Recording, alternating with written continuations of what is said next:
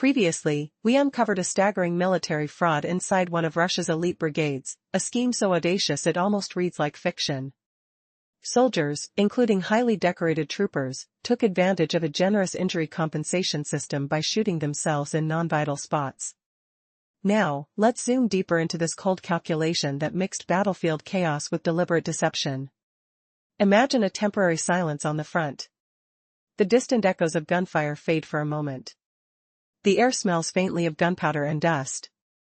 In that eerie pause, a soldier turns to his comrade, instructing precisely where to shoot: a leg, a shoulder, places carefully chosen to avoid life-threatening damage. The sound is muffled, but the sting is there. Not an act of survival, but a calculated attempt to claim a substantial payout, almost like cashing in a lottery ticket. This was no random act of desperation. It was planned, performed repeatedly, turning a battlefield into a stage for scripted wounds. Lieutenant Colonel Konstantin Frolov, infamously nicknamed the Executioner, was the mastermind. Court records reveal a curious disparity between his official combat injuries and the number of patches and badges he proudly wore: 5 minor and 2 severe wounds, despite only 4 documented injuries. It's as if the medals told a story the wounds never could, that of a relentless fighter enduring endless pain. Russian state media eagerly fueled this myth, painting Frolov as a heroic officer who pressed on through injuries and even adopting a child supposedly rescued from a bombing. The Defense Ministry echoed these fabrications, creating a shining war hero for propaganda. But beneath the surface, this image was expertly manufactured. Every scar and compassionate act was part of a larger game, a twisted dance to extract more funds and receive coveted military honors like the Order of Courage. These fake injuries granted more than money, they meant paid leave, prioritized medical care, and glory. Officers in the 83rd Separate Guards Air Assault Brigade exploited this system skillfully. Yet, the entire fraud could not stay concealed forever. In the summer of 2024, a whistleblower broke the silence. The carefully woven web of deceit began to unravel swiftly. Frolov was seized in June, followed by Colonel Artem Garatilov a month later. The investigation would drag on for months, scrutinizing an elaborate network of self-inflicted wounds and falsified heroics. Frolov reportedly wasted no time blaming others to seek a plea deal, turning comrades against one another in a desperate bid for leniency. This shocking betrayal reveals more than greed, it exposes a grim reality forced upon soldiers by brutal economic incentives. The government's generous compensation for injuries, meant to encourage service, instead created perverse motivations that corrupted even the most elite units. As we explore further, we'll uncover how distorted pay scales, uneven treatment of contracted soldiers versus conscripts, and grim battlefield conditions forged this dark chapter of war fraud. Could those who swore to protect end up betraying themselves? What happens when honor becomes a currency for survival, or simply profit? Stay tuned to unravel the next shocking layer of this unspeakable saga. Previously, we uncovered how the 83rd Separate Guards Air Assault Brigade's officers could endorse their own for high military honors, including the prestigious Order of Courage. Their elaborate scam was finally exposed in summer 2024 thanks to a courageous whistleblower. Lieutenant Colonel Konstantin Frolov was arrested in June, followed by Colonel Artem Garatilov a month later. But the full extent of their scheme took months to unravel. Frolov didn't hesitate to betray his accomplices to secure a deal with authorities. Yet what pushed these so-called elite soldiers to literally shoot themselves for money? To answer that, we must peer into the strange economic realities shaped by Putin's conflict. At first glance, Russia's compensation system for frontline injuries seemed generous, almost shocking. Launched at the outset of this special military operation, wounded soldiers would receive a flat payment of 3 million rubles. In American dollars, that meant nearly $37,000 by mid-2025. To put that in context, the average Russian worker earned between 58 and 72,000 rubles monthly, or roughly $700 to $900. Imagine the temptation, a single injury payout worth nearly 5 years' pay for many. Now, this hefty sum was initially supposed to be reserved for crippling wounds that ended military careers. However, the rules soon morphed, stretching to include even minor injuries, some so slight the soldier could return to the field. The Kyiv press revealed that this leniency opened the door to exploitation. The system rewarded injury. No matter the severity, fueling incentives no one foresaw. What about a standard contract soldier? Back in 2022, these volunteers started with a monthly wage close to 150,000 rubles, roughly $1,800. By 2024, bonuses for signing up inflated dramatically. In Moscow, the payout for signing on could reach nearly 2 million rubles, or over $23,000, with yearly salaries climbing to a staggering 5 million rubles, about $64,000, translating into over $5,000 a month. However, this paid luxury was reserved mostly for wealthier regions, aligning with higher local wages. But there was a bitter twist beneath these glossy numbers. War is deadly, and Russia's toll between early 2022 and early 2025 was devastating, with military casualties, killed or seriously wounded, hovering near 1 million. For many soldiers, the brutal calculus of survival versus profit played out raw and ruthless. Why gamble on frontline death when a self-inflicted wound could guarantee immediate compensation and more? Even this grim arithmetic was complicated by military bureaucracy. Since 2022, many soldiers lamented difficulties securing promised presidential compensation. Some said commanders delayed payouts or downplayed injuries to dodge paying. This ruthless red tape deepened resentment and mistrust. Russia's forces operate on a cruel two-tier system. Contract soldiers volunteer for 3 years, drawing decent pay, receiving room, board, and insurance. Technically, they serve as professional mercenaries motivated by money. Beneath them are conscripts, men between 18 and 30 serving mandatory 12-month drafts, often sent to Ukraine despite official restrictions. These conscripts earn mere pocket change, around 15,000 rubles monthly, barely $200, while the state covers food and lodging. This harsh divide forces soldiers into a no-win game. Volunteers risk death or capture for a paycheck and benefits, while conscripts face battlefield dangers with none of the financial rewards. Those conscripts might have chosen volunteering just months prior, but now their fate is locked in compulsory service with little choice. For both groups, the future looks bleak, fraught with danger and grim odds. Worse, contract soldiers aren't always spared after injury. The Defense Ministry pressures many to renew contracts and return to perilous frontline duty, even after capture or wounds. Those refusing face the military's cold indifference. In this chaotic system, the shoot for loot fraud reveals a ruthless strategy. Soldiers with training, connections, and battlefield experience learn to exploit their position. They inflicted carefully calibrated wounds, avoiding vital organs, to collect tens of thousands in compensation repeatedly. Meanwhile, thousands of undertrained conscripts were pushed to sacrificial roles, with little recognition or pay. The government ended up paying millions for bogus injuries while real soldiers died in waves. This absurd cycle exposed deep fractures in Russia's military machine. And now, with countless questions unanswered,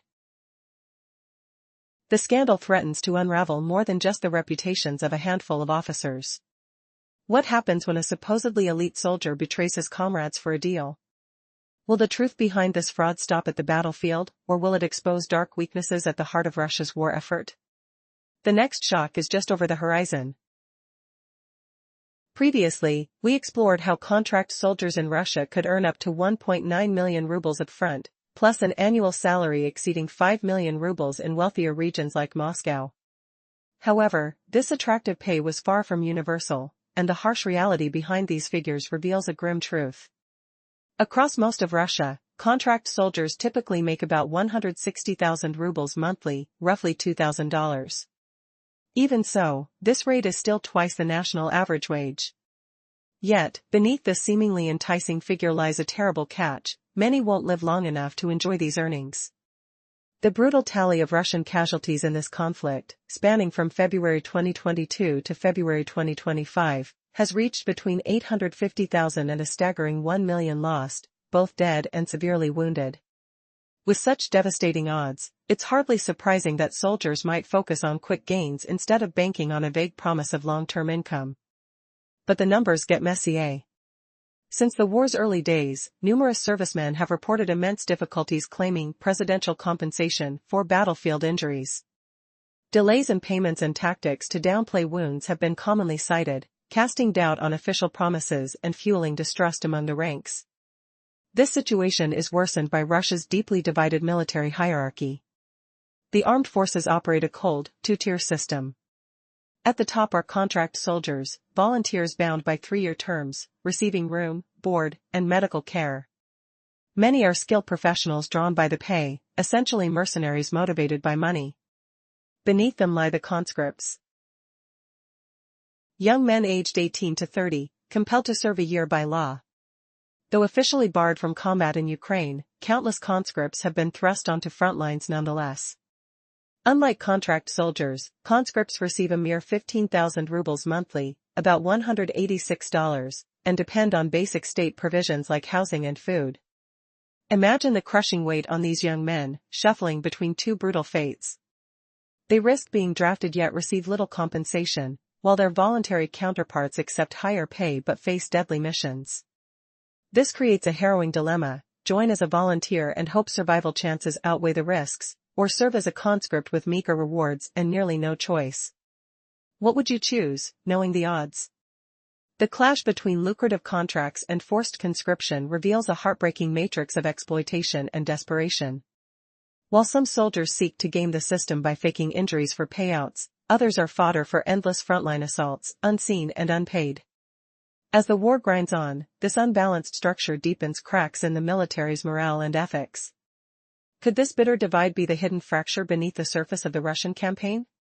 Or is there an even darker secret lurking just beyond the battlefield that no one dares to admit? Previously, we saw how young men of conscription age faced a grim dilemma: risk being drafted into a brutal war with barely any pay, or try to find a way to survive the front line's deadly chaos. Many conscripts earned only pocket money, roughly 15,000 rubles, about $186 monthly, while the state provided food and shelter. Yet, the shadow of forced deployment loomed over them, even as volunteers earned far higher wages. Now, imagine this cruel paradox: young men just weeks away from volunteering, earning more money and avoiding the worst dangers, versus those forced into the ranks with little choice and even less pay. This twisted system sets the stage for a desperate gamble, where survival and income collide in dangerous ways. Those not yet enlisted could suddenly be thrust into the horrors of Russia's infamous human wave assaults, brutal offensives where sheer numbers often replace strategy. These conscripts were treated as expendable pawns. Meanwhile, contract soldiers, those who signed up voluntarily for better pay and benefits, had everything to lose. They carried the weight of experience, training, and hope for a better future, but also faced harsher frontline assignments. They might be the first sent into deadly, experimental tactics that could end in death or capture. Faced with this bleak reality, many chose a shocking path. Rather than risk death in combat, they turned to self-inflicted wounds, carefully planned injuries to claim the lucrative compensation offered by the military. This wasn't mere desperation, it was a calculated survival strategy in a system that rewarded being wounded, no matter how. But the nightmare didn't stop there. Volunteers, once signed up, found that their contracts could be renewed against their will. The Ministry of Defense had ways to pressure soldiers into returning to the front lines, whether wounded or even after captivity. Some were sent back into the deadliest sectors or thrown into assault waves, all under the guise of duty. The promise of a better life in the military became a trap with no easy escape. Behind it all, the military's compensation system, meant to reward sacrifice, backfired catastrophically. Soldiers with the most training, the best gear, and crucial connections exploited the system by faking injuries. They turned fraud into a grim art form, raking in millions by carefully avoiding life-threatening wounds. Meanwhile, thousands of undertrained conscripts faced death daily, their families left to deal. In the summer of 2024, a shocking revelation rattled the foundations of the Russian military. Investigators stumbled upon a brazen scheme involving elite paratroopers from the 83rd Separate Guards Air Assault Brigade. These soldiers were found to be deliberately injuring themselves, some even shooting each other, to claim a staggering $2.5 million in fraudulent combat injury payouts. Imagine that, soldiers literally shooting themselves in the foot, or worse, to cash in on government compensation. At the center of this audacious plot was Lieutenant Colonel Konstantin Frolov, infamously nicknamed the Executioner. This audacious character directed his comrades to aim for non-vital areas of his body to ensure he could repeatedly claim benefits. His accomplice was Guard Colonel Artem Garatilov, a commander with a notorious past that made him the ideal partner in crime. Together, they exploited Russia's lenient injury compensation policies, which at the time provided a windfall of 3 million rubles, about $37,000, per injured soldier, regardless of the injury's severity. As the facade unraveled, it became clear that their fabricated wounds were far from the product of enemy fire. They used moments of calm on the front lines to stage these self-inflicted injuries, undermining the honor of service while creating a facade of bravery. Each soldier involved utilized the system, aiming to secure preferential treatment, adequate medical care, and even military awards for valor. This revelation did not just reflect individual greed. It highlighted a systemic issue that exposed the stark divide between Russia's elite military figures and ordinary citizens. While policymakers promoted a narrative of heroism, frontline soldiers were unwittingly used as expendable pawns in a much larger game of power and deception. In an unexpected twist, the conspiracy was betrayed by an insider who alerted investigators, leading to Frolov's swift arrest in June 2024, followed closely by Garatilov's capture a month later. As investigators delved deeper, they uncovered a meticulously crafted plan that relied on misinterpretation of military regulations and prioritization of quick financial gains over genuine military integrity. But why would such well-trained soldiers resort to this scheme? The economic motivations behind the Russian compensation system significantly fueled this ethical erosion. The staggering payouts became a tantalizing incentive, especially considering the perilous context of warfare where losses were alarmingly high. With countless soldiers injured or killed, tactical decisions often came at a steep price, leaving them desperate for immediate financial relief. Instead of investing in their welfare, the government opted for a draconian restructuring of its compensation system in late 2024, which reduced payouts for minor injuries.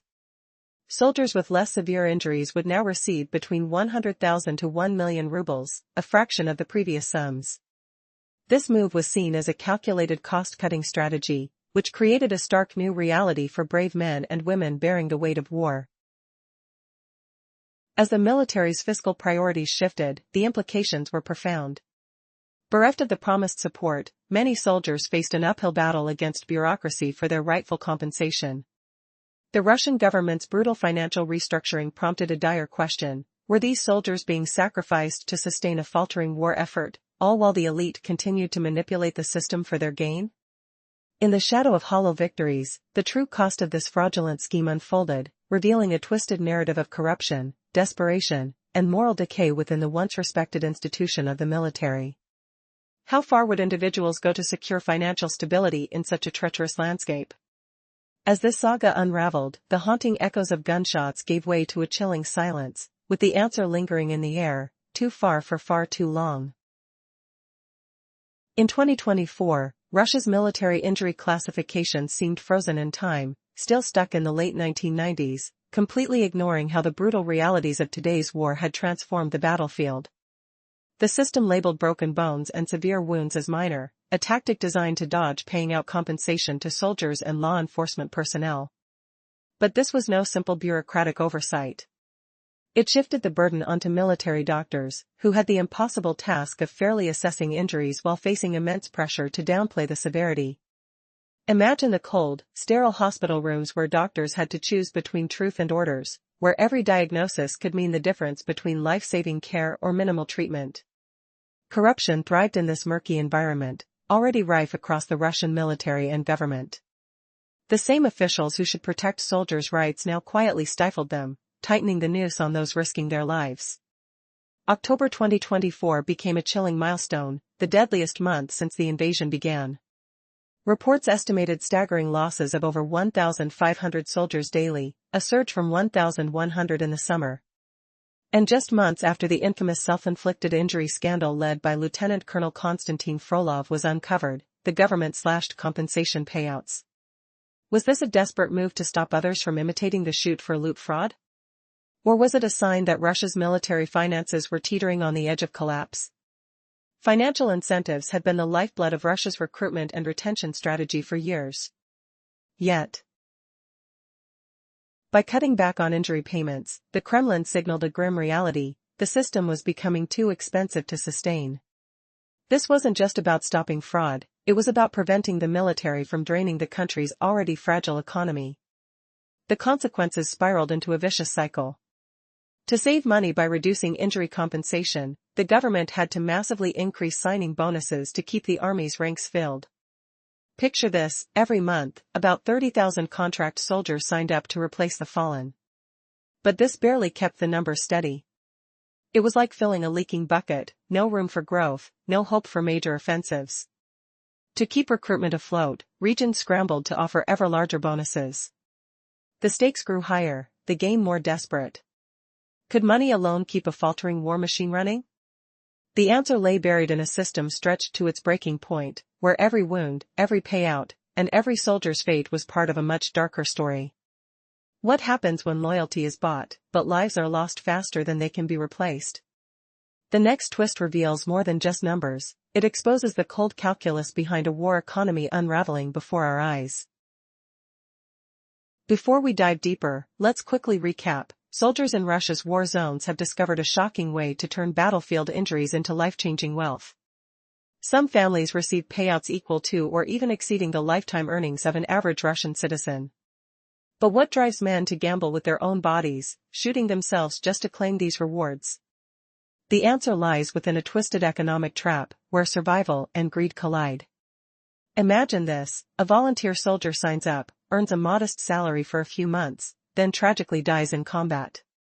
His family is left with a compensation payout ranging from 8 to 11 million rubles, roughly $100,000 to $135,000.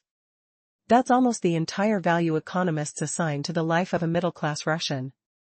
Suddenly, a single act of sacrifice can secure financial stability for an entire family, something previously unimaginable. Now picture the quieter side of this grim equation. A soldier who avoids death but collects the generous sign-on bonus and above-average salary can reshape his future. With this income, he might buy a car, pay off loans, or even afford a mortgage. Subsidized housing and other perks become within reach. It's a sharp contrast to the past, when many had nothing and barely survived month to month. Surveys reveal a growing belief among Russians that wealth distribution is improving, even though inequality deepens beneath the surface. This war economy is breeding a new class of Russians who profit directly from ongoing conflict. But here's the catch: the fraud schemes uncovered, like the one in the elite 83rd Air Assault Brigade, are not centrally coordinated rebellions. Instead, they are scattered survival tactics. Soldiers, facing brutal frontline realities, have learned to manipulate the system individually, sometimes by shooting themselves in carefully chosen spots to claim injury compensation without risking fatal harm. How twisted is it that those best equipped to challenge such corruption are often the very ones exploiting it? Take Lieutenant Colonel Konstantin Frolov, nicknamed the Executioner, who orchestrated self-inflicted injury scams. These elite fighters prefer lining their pockets over sparking revolt. The absence of meaningful resistance within the ranks hints at a deeper rot, one that extends far beyond the battlefield. Can a military survive when its most capable members become its biggest manipulators? What happens when loyalty is replaced by greed, and survival depends on self-injury rather than courage? The answers are as unsettling as the story itself, and the fallout is only beginning to unravel. In the summer of 2024, a shocking scandal unfolded that would redefine the concept of military service fraud. Elite Russian paratroopers, including some of the nation's most celebrated soldiers, were caught engaging in a shocking scheme. They were literally injuring themselves to claim substantial compensation for combat injuries. Yes, you heard that right, these soldiers were shooting themselves, in the foot and beyond, to get rich off government payouts. This audacious fraud involved at least 35 officers from the esteemed 83rd Separate Guards Air Assault Brigade, who collectively siphoned nearly $2.5 million in falsified claims. They navigated Russia's lenient injury compensation policy with a chilling precision, where every soldier who claimed injury received an astonishing 3 million rubles, roughly $37,000, irrespective of the actual severity of their wounds. And the wounds? None of them came from enemy fire. Let's dive deeper into this bizarre shoot-for-loot operation. At the center of the scandal was Lieutenant Colonel Konstantin Frolov, ominously dubbed the Executioner because of his alleged sniper skills. After sustaining a self-inflicted injury, he eerily admitted that his comrades shot him at his urging, avoiding key areas to ensure he wouldn't bleed out too quickly. His accomplice, Guard Colonel Artem Garatilov, had a prior record of war crimes, making him an ideal partner in this twisted enterprise. The implications of this self-inflicted carnage were profound. While some soldiers faked injuries for quick payouts, they would also manipulate the system to take medical leave or secure expensive medical treatment, all while putting on a facade of heroism. Frolov, for instance, proudly displayed multiple wound badges, creating an image of a relentless warrior who battled through adversity, an image the state media eagerly broadcasted to support their agenda. Yet, this fraud was merely a symptom of a larger issue. The stark divide between Russia's elite and its everyday citizens became crystal clear as soldiers risked their lives in a conflict wrapped in deception. The scandal erupted, thanks to a whistleblower who led authorities to Frolov in June 2024, with Garatilov following shortly thereafter. As the investigation unfolded, it revealed not just individual greed but the deeper economic pressures that drove these supposed elite soldiers to such desperate actions. The compensation system, intended to incentivize military service, backfired spectacularly. A soldier could claim injuries for any reason, securing payouts that dwarfed the average Russian salary, creating an unsustainable cycle of deceit amidst a backdrop of loss and conflict. Amid this chaos, many Russian families began to view military service as a desperate means to financial stability. Mothers, facing the impossible pressures of a war-torn society, started encouraging their sons to enlist for the potential benefits, even as officials dismissed their loved ones as expendable assets. In a maddening twist, leaders suggested women could bear new children during work breaks to bolster their ranks, revealing how little regard there was for human life. Even as Frolov faced criminal charges, he chose to return to the battlefield rather than face the consequences of his actions, highlighting how deeply ingrained the fear of repercussions had become. For him, facing Ukrainian bullets was deemed a lesser risk than the sting of justice. The fate of these soldiers, caught in a web of systemic fraud and moral ambiguity, echoes the harsh reality faced by families enduring a war that has raged beyond any sense of reason. With lives upended and a nation grappling with its conscience, one can only wonder, what price will they pay for their choices in a conflict where victory claims an unimaginable toll? Previously, we explored how Russian soldiers faced a grim choice, risking Ukrainian bullets or dealing with a harsh, opaque military justice system. Families, caught in the crossfire, have been forced to navigate a war that has dragged on for too long, challenging the very foundation of any compensation system meant to support them. Now imagine this: instead of fixing the roots of the problem, the government tweaks the payout system in 2024. Compensation shifts from injury-based payments to sign-on bonuses and fixed salaries. Is this a step toward fairness? Not quite. The real goal appears to be cutting costs, not protecting soldiers or their families. No deep investigation into why fraud happened or how oversight failed, just a change to make scams less profitable. This cold calculation reveals the true cost of war, not just lives lost on the battlefield, but the ruination of trust and honor within the ranks. The story of Lieutenant Colonel Konstantin Frolov and his gang wasn't a strange hiccup, it was the inevitable outcome of a military where financial incentives have replaced loyalty and bravery. What happens when soldiers see their role as a way to cash in, rather than defend their country? When propaganda replaces training, and survival means gaming the system rather than winning battles? Armies crumble from within. This is the bitter betrayal that Frolov's story embodies. Elite troops deliberately shooting themselves, choosing self-inflicted wounds over facing the enemy, speak volumes about morale. How could this scam operate for so long? Investigators uncovered widespread abuse of military reward programs and glaring gaps in supervision.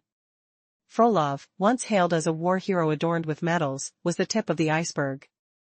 There are likely many others who faked injuries for quick payments, but only once each, evading suspicion. And the government's response? Tinker with payout rules. Treat it like a budget issue, not a deeper military failure. But what price does this fix demand? When soldiers prefer self-injury to combat, what does that say about the soul of an army? The question lingers, could this deception be just the beginning of a broader collapse? Imagine an army so broken that its most elite fighters would rather shoot themselves than face the enemy. Russian soldiers, trained to be fearless and fierce, ended up becoming victims of a system that pushed them towards self-harm, all for money. This shocking truth reveals a military unraveling far deeper than any battlefield defeat. In the previous part, we uncovered how Lieutenant Colonel Konstantin Frolov, known ominously as the Executioner, became the central figure in a vast fraud. This was no minor scam. He and his comrades inflicted wounds on themselves repeatedly, exploiting Russia's flawed compensation system. Instead of fighting for honor or country, they gambled on injury payments while dodging the brutal reality of war. But why would soldiers prefer self-inflicted bullets over the once proud tradition of combat? The issue isn't just about money. It's about trust in equipment, in leadership, in one another. When soldiers lose faith in their own forces, survival instinct overrides duty. The fact that these trained warriors would command friends to shoot non-fatal wounds into their bodies sends chills down the spine. It's a desperate act, but a clear signal that something catastrophic has shattered the morale inside Russia's military ranks. Frolov's very nickname, the Executioner, acquires a haunting double meaning. Not only did he orchestrate wounds for cash, but he also symbolizes the slow death of a fighting force chewed up by years of mismanagement and war's endless toll. Putin's grand vision, now crumbling, has left many trapped between deadly combat and a corrupt payout scheme. Soldiers face a cruel choice: risk death in battle or inflict pain on themselves to survive another day, often at the government's expense. And here's the bitterest twist. When Frolov begged to return to the front lines rather than stand trial, the army refused him. Choosing court over combat revealed the stark reality in which even the most notorious war profiteers fear Russia's military justice more than enemy fire. What does that say about the state of a military that pushes its own to such extremes? Behind the headlines and propaganda, the Russian government opted for quick fixes. Instead of confronting the flagrant dysfunction driving the scandal, officials changed payout formulas to slash costs. Controlling money became the priority, not preserving lives or restoring honor. This choice exposes a leadership disconnected from the human cost of war, treating soldiers less as patriots and more like expendable line items. As we reflect on this tale of greed, betrayal, and desperation, one chilling truth emerges: the rot in Russia's military isn't just about a flawed compensation system. It's about an army losing its soul. When those sworn to defend a nation begin harming themselves to escape its mission, it signifies a collapse far more profound than any battlefield loss. Lieutenant Colonel Frolov's ultimate request, to be shot by comrades, may be the most honest confession of all. It's a stark metaphor for a war that has hollowed out an entire force, leaving behind nothing but echoes of pain and broken promises. If the Executioner once stood as a hero in Russian propaganda, today he stands as a grim symbol of a military and country at crossroads. What will become of an army where the fear of one's own leadership eclipses the fear of the enemy? The answer lies buried in the wounds they dared to inflict on themselves. And the reckoning has only just begun. To keep their ranks barely intact amid devastating losses, Russia has resorted to drastic measures. Signing bonuses have ballooned recently, with some regions offering as much as 3 million rubles up front just to enlist. Imagine that, earning more money signing up than many wounded soldiers ever see from injury compensation. This twist paints a grim picture of wartime economics, where incentives clash with reality. But there are harsh limits to this strategy. Every recruit sent to the front means fewer workers back home, closing factories, halting production, and shrinking the country's future population. As grim as that is, the brutal truth cuts deeper. Reports reveal nearly 30% of newly drafted soldiers perish within just 3 to 5 months after deployment. This isn't just combat attrition, it's the cost of rushed training, fighters barely prepared, thrust into hellish battlefields, then quickly replaced by fresh recruits in a relentless cycle of death and renewal. But if conditions are this dire, if soldiers are driven like expendable pawns through relentless hardship and massive fraud, why hasn't a rebellion erupted? Why no mass revolt against a military plagued by cruelty and corruption? Experts suggest the answer lies partly in a dark culture steeped in normalized violence. The Russian military's grip is maintained not only through discipline but a crushing acceptance of brutality as routine. Abuse has become expected, even internalized, strangling resistance before it can spark. Financial incentives play a bewildering role too. Despite the horrors, The payouts remain life-changing for many families, a dangerous paradox where deadly service still promises a brighter future for loved ones at home.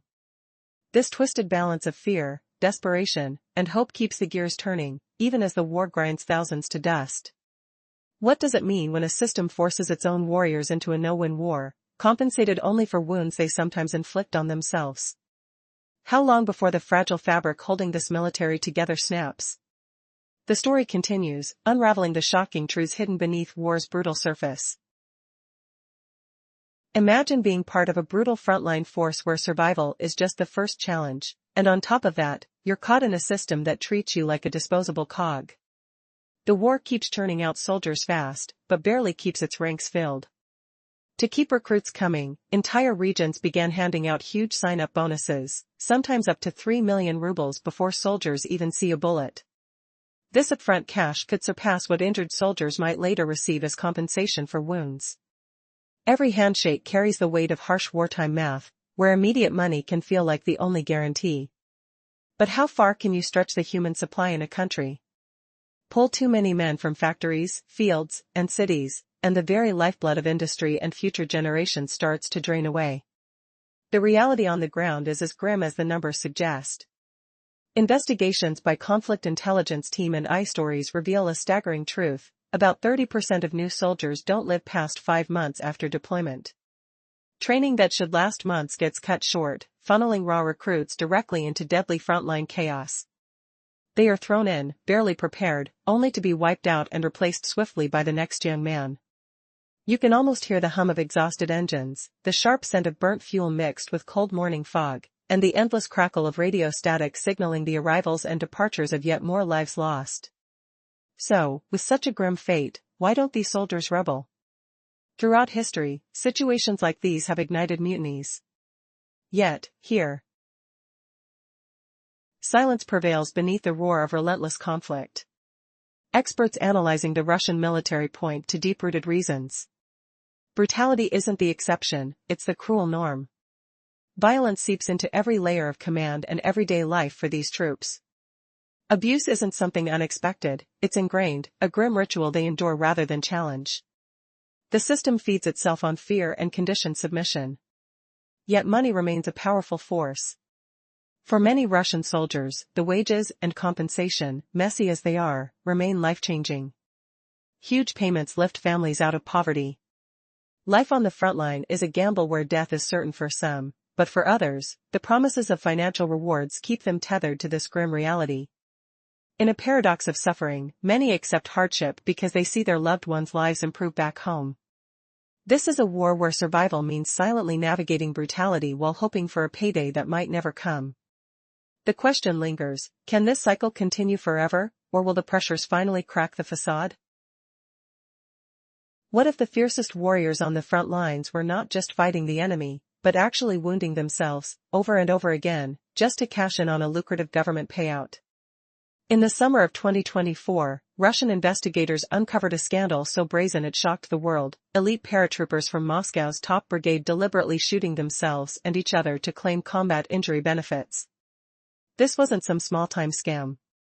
At least 35 officers from the prestigious 83rd Separate Guards Air Assault Brigade were involved, raking in almost $2.5 million in fraudulent compensation. The method was shockingly simple: Russia's military awarded 3 million rubles, roughly $37,000, for any soldier injured during combat, regardless of injury severity. But these injuries had one crucial detail in common: none were caused by Ukrainian gunfire. Let's unravel the layers of this shoot-for-loot conspiracy. Leading this reckless operation was Lieutenant Colonel Konstantin Frolov, dubbed the Executioner for his reputation as a deadly sniper. Yet it turns out, the marksmanship wasn't against enemies, it was against his own body. Frolov confessed that comrades shot him intentionally, avoiding vital organs to ensure survival, all to secure multiple injury payments. His partner in this scheme was Guard Colonel Artem Garatilov, infamous for past war crimes in Bucha, whose moral flexibility made him an ideal co-conspirator. But this wasn't just about cheating the system for cash. This scandal reveals a sharp fracture within Russia's military hierarchy: the privileged elite able to exploit state resources versus the common soldiers risking everything on the front lines. How exactly did this scheme work? And why would trained warriors choose self-harm over facing the dangers of real combat? The deception was executed with chilling precision. During small lulls in fighting, soldiers arranged for carefully targeted gunshot wounds to non-lethal parts of their legs or bodies. The aim, to inflict enough damage to qualify for the payout but not so much as to be incapacitated. After medical treatment, these soldiers returned to duty, ready to repeat the cycle. Frolov's case stands out. Official records reveal he received 4 combat injuries, with badges sometimes exceeding his actual wounds. His staged battle scars turned into symbols of relentless valor, fueling propaganda that painted him as a heroic figure who never quit, even adopting a child rescued from bombings, as state media claimed. Strange how the line between truth and myth blurred when there was money and medals on the table. The ruse extended beyond personal gain. Self-inflicted injuries granted soldiers paid leave, priority medical care, and paved the way for prestigious decorations like the Order of Courage, one of Russia's highest honors for bravery. The power dynamics within the brigade allowed officers to recommend their own men for rewards, despite the underlying fraud. This dangerous game came crashing down thanks to a whistleblower in mid-2024. Frolov was arrested in June, with Geratilov following a month later. What followed was a slow unraveling of the conspiracy. Frolov quickly turned on others, offering names and details for a plea deal. But why would anyone resort to this? To understand, we must delve into the twisted economics of Russia's war machine under President Vladimir Putin. The government's compensation system paid 3 million rubles for any injury, a huge sum compared to average salaries, making it an irresistible lure for soldiers facing deadly odds. In 2025, an average Russian earned between 58,000 and 72,000 rubles monthly, mere fractions of the compensation for a single injury. Even contract soldiers, who risked frontline duty voluntarily, earned higher wages, up to 5.2 million rubles annually in wealthier regions, but the chances of survival remained grim. With nearly 1 million casualties recorded over 3 years of conflict, the choice between risking death and securing quick financial gain through self-inflicted wounds started to look disturbingly rational. The complexity deepened with internal military barriers. Conscripts faced minimal pay and had no say in frontline deployments, while higher-paid contract soldiers could be sent repeatedly into deadly assaults or pressured into renewing contracts under worrisome circumstances. In this brutal two-tier system, the temptation to game injury payouts became overwhelming. Meanwhile, the vast gulf between officers who manipulated the system and low-ranking troops who bore the heaviest burdens widened starkly. The system's flaws pushed some of Russia's most skilled warriors to resort to self-harm for survival and profit. As the ordinary soldiers are sent to grueling, often fatal missions. This story is not just one of greed and deceit, it exposes the tragic contradictions at the heart of a war that eats its own and the perverse incentives created by an opaque military bureaucracy. What will become of a fighting force when the quest for survival turns men against themselves? The answers may change how we see not just this conflict, but the very nature of war itself. The unraveling of this sordid chapter is far from over. Will justice truly reach the top? Or is this just the tip of a far darker iceberg?